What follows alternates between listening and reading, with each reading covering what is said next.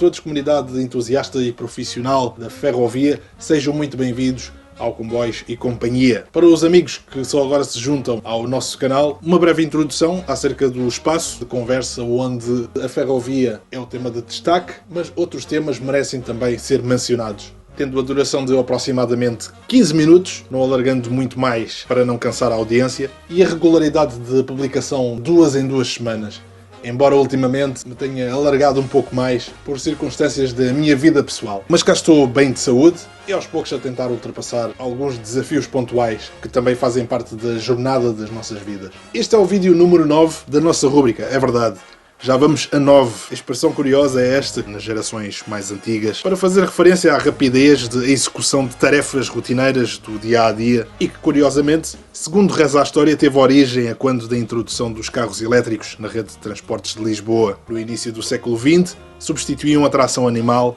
nos seus itinerários. Os então novíssimos carros elétricos, quando se punham em marcha e gradualmente se selecionava o ponto de velocidade, o género das mudanças nos veículos automóveis, assim que atingia o ponto número 9, que correspondia à velocidade mais alta de tração, atingia vertiginosas velocidades superiores a 50 km/h. Daí a expressão ir a 9. Esta e outras curiosidades históricas do transporte sobre carris, quem sabe serão publicadas numa próxima oportunidade no nosso canal. Aqui por terra de Sua Majestade, o clima esteve muitíssimo instável para os meses de agosto e início de setembro, que se esperavam de calor e férias, já que as festividades que envolvem multidões, à semelhança de um pouco por todo o mundo, foram canceladas devido ao presente cenário pandémico que, embora ainda se encontre fora de controle e sob medidas de reduzir o número de infecções, está a vitimar muita gente e a debilitar muitas mais, mesmo no processo de pós-recuperação, e com receios de uma nova vaga, caso venha a ter lugar, esperamos que seja muito menos mortífera que a anterior. À medida que as restrições de confinamento social vão sendo levantadas, embora sob uma forte e detalhada monitorização local, que já levou a medidas de isolamento de municípios na Grã-Bretanha sinalizados com informação de alerta ao público dos cuidados extra a ter, o fator R, taxa de infecção entre indivíduos, continua bastante elevado. Nesta tentativa de regresso à normalidade, também a vida animal e os momentos National Geographic que nos brindaram durante o período de confinamento social, em que se assistiu a uma invasão de locais públicos por parte de uma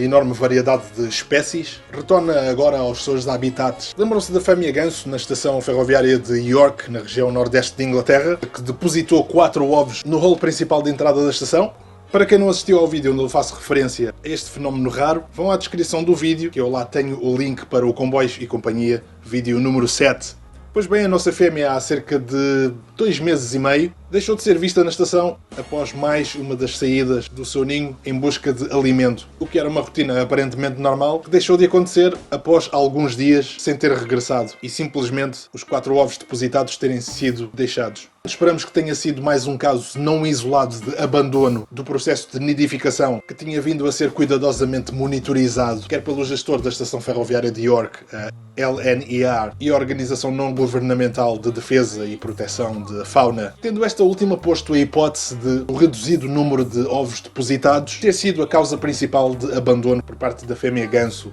protagonista de um momento tão interessante na ferrovia britânica. Nesta tentativa de retoma à normalidade, o caminho de ferro não foi exceção. Quando se trata de segmento turístico e museológico, deixa de ser classificado transporte coletivo essencial para ser inserido sob a categoria de serviço de restauração e lazer, o que permite que a atividade seja retomada à semelhança do ramo da hotelaria, embora sob as recomendações e normas impostas pelo governo no que respeita ao distanciamento social, higiene e uso de máscara. Este último ponto bastante controverso na medida em que nas carruagens-restaurante, durante as refeições, esta tem de ser removida por razões óbvias. A lotação é limitada ao número de reservas disponíveis, havendo enorme margem de espaço interior entre assentos na configuração do grupo para 4 indivíduos de uma mesma esfera social, que até recentemente era limitada a 6 pessoas. Mas isto, como calculam, todos os dias é uma norma nova, por força do número variável de infecções. Vários operadores turísticos de viagens por caminho de ferro na Grã-Bretanha, o país com maior número de operadores charter, ainda estão em preparação para retomar, ao fim de aproximadamente 7 meses, em especial a Simplon Orient Express, companhia familiar do famoso Orient Express, o Expresso do Oriente, procura fazer o possível por não baixar o seu nível de serviço 5 estrelas na busca de estratégias que combinem a necessidade de cumprir com as recomendações e ao mesmo tempo manter os estándares de serviço ao cliente, o que não será tarefa fácil, uma vez que o entretenimento a bordo terá de ser ponderado durante os próximos tempos, mas a qualidade de especialidades regionais combinadas com o luxo das carruagens inspiradas no glamour das viagens de primeira classe da década de 1930 ao longo de paisagens cênicas são, segundo o operador, os condimentos para uma experiência inesquecível sobre Carris. Como se pode ter a noção, o lazer, não sendo essencial como os serviços primários durante uma pandemia, tem como pontos positivos a descontração, subida da autoestima, ânimo e, sobretudo, a contribuição fiscal gerada em receitas para dinamizar as economias já tão lesadas. No entanto, cabe-nos de forma responsável cumprir com as recomendações dos governos em manter a distância social e fazer uso dos meios de prevenção à propagação do vírus. Rotinas que não são de simples adaptação, mas que já ajudaram a salvar milhares de vidas. Por cá, assiste-se também a um fenómeno não visto talvez desde finais da década de 1960,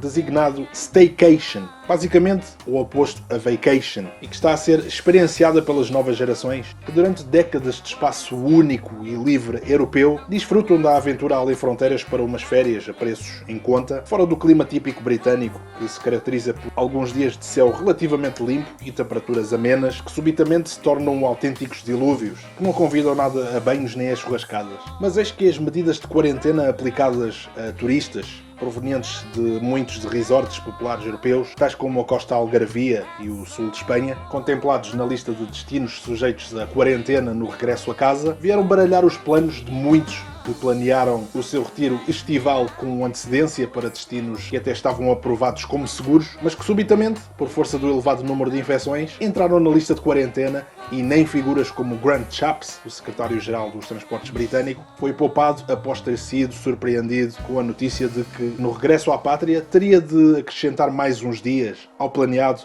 antes de poder voltar ao trabalho. Deste modo, muitos resorts britânicos, que eram, por regra, desertos ou pouco populares entre banhistas, têm tido um pico de reservas não visto em décadas. Mas, infelizmente, a tranquilidade rural e costeira, para além de ter sido interrompida durante estes tempos incertos, tem sido protagonista de imagens infelizes como estas, porque na solução do mal acabamos por criar outro ainda pior, que se encontra sob resolução, mas sem um fim à vista. É indo para fora cá dentro que damos então início à parte noticiosa do nosso espaço. E só para clarificar aqui um pequeno pormenor relativamente à recolha de informação que eu faço, porque isto não é sabedoria, mas sim vontade de vos transmitir o panorama ferroviário na região onde eu vivo. E é através destas duas publicações, não querendo fazer publicidade, mas é através delas que me baseio e transmito com base no panorama ferroviário da região norte de Inglaterra, na qual eu resido há pouco mais de uma década. Procuro explorar e conhecer o mais que puder, de acordo com as minhas limitações e, mais recentemente, muito condicionado também às recomendações do governo, que procura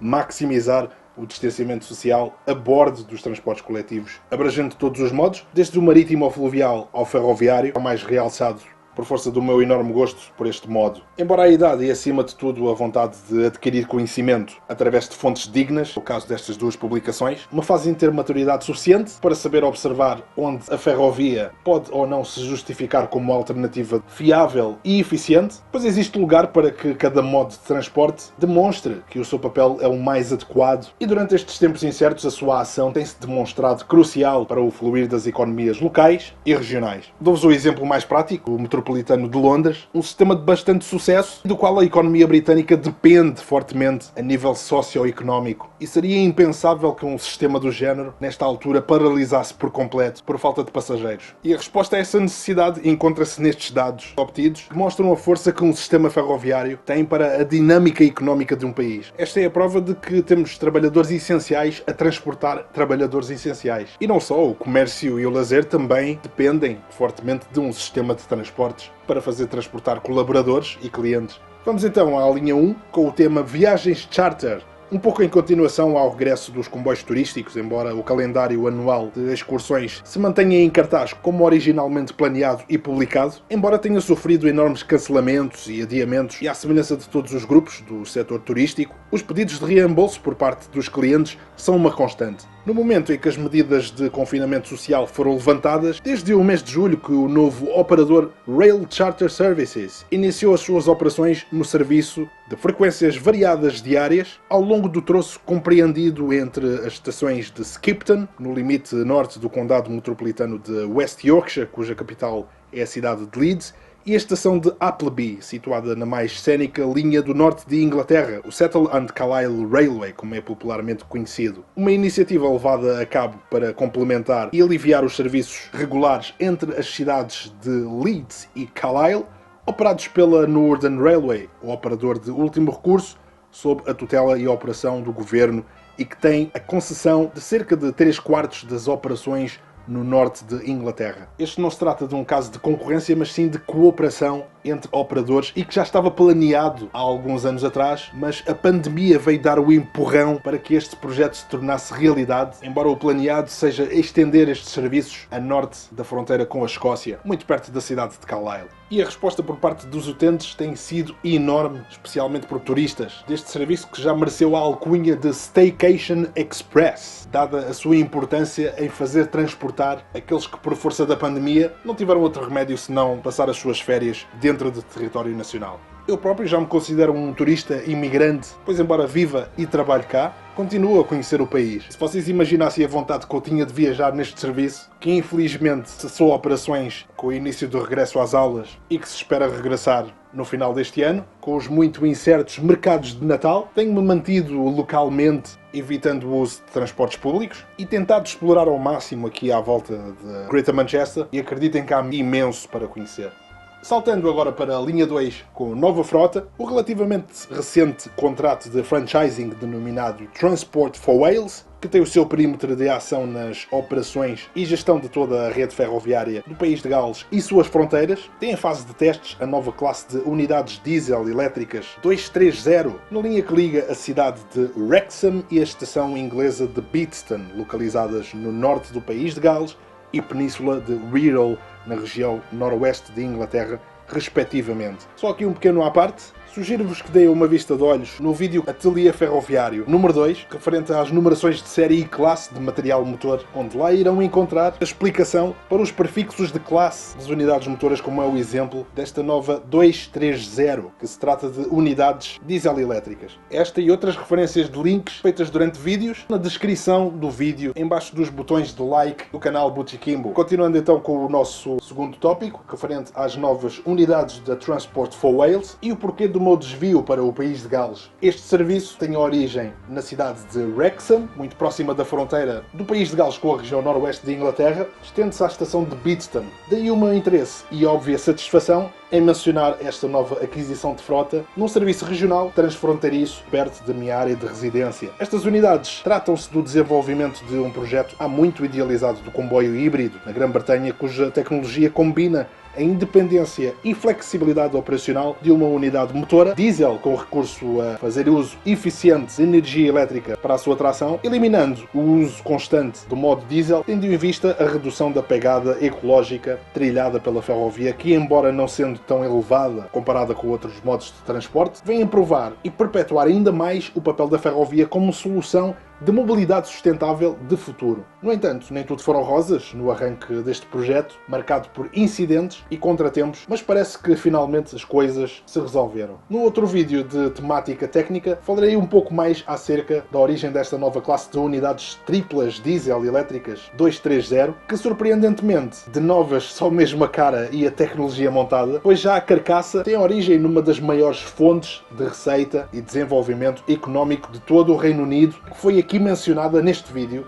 alguns tópicos atrás. Fiquem atentos aos próximos vídeos técnicos. Finalmente, para encerrar o nosso Comboios e Companhia número 9, linha 3, segurança ferroviária. As alterações climáticas têm provado ser uma preocupação, quer para o mundo, quer para a própria ferrovia, que tem enfrentado desafios enormes para resolver problemas estruturais ao longo das suas rotas mais críticas, que durante os meses de agosto e setembro revelaram a fragilidade e vulnerabilidade da ferrovia face à mãe natureza. E infelizmente a norte da fronteira inglesa, no oeste da Escócia, foram perdidas 3 vidas num dos mais trágicos desastres ferroviários, ao fim de mais de uma década, sem um desastre com vítimas mortais na Grã-Bretanha. Os deslizes de terra são uma constante e muitos têm sido estudos, os esforços para garantir a segurança de passageiros e tripulações dos serviços ferroviários que regularmente cruzam o país, transportando milhares de vidas para os seus destinos. É de facto uma ferrovia clássica e bastante cénica, cuja manutenção não é fácil, mas graças a toda uma equipa de técnicos, engenheiros e comunidade científica que é possível manter diariamente em segurança a economia deste país e do mundo a rolar sobre carris e a trazer até nós o essencial.